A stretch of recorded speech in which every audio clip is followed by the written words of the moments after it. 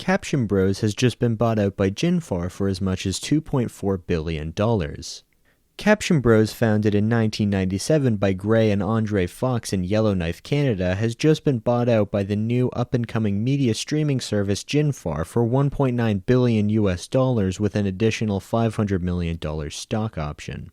As of now, Jinfar has laid off all of CaptionBros' employees, some of whom had been working there for as much as 22 years.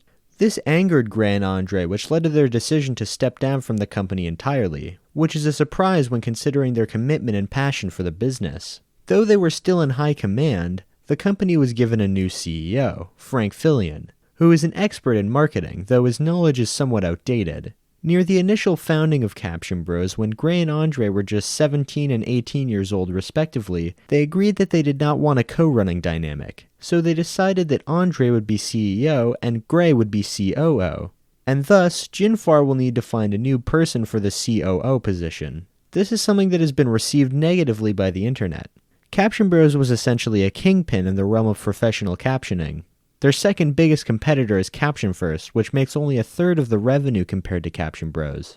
Amazon Prime Video was the video player that most commonly outsourced to CaptionBros, although Netflix, Hulu, and HBO Max also outsourced a great deal of their closed captions to CaptionBros, so all four of them will need to find a new captioning provider.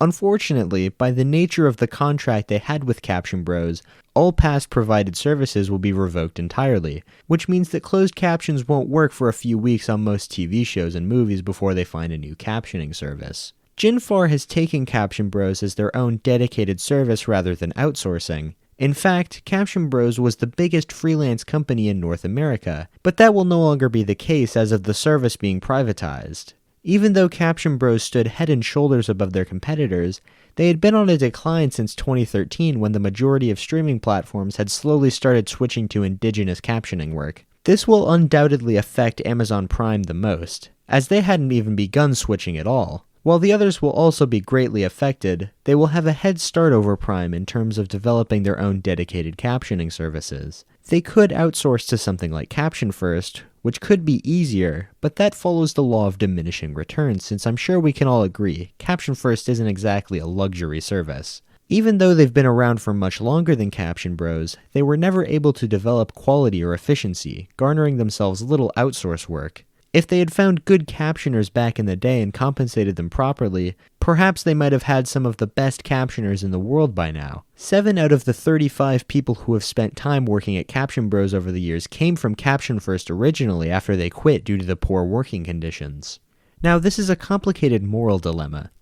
Jinfar could be described as selfish by keeping CaptionBros solely for their own service, but Gray and Andre are the ones who made the decision to sell out. As CEO Andre puts it, nobody appreciates good captioning work anymore. A message clearly with passionate wording, it seems Andre is a big appreciator of good captioning work, a quality I'm sure many streaming services strive to feature.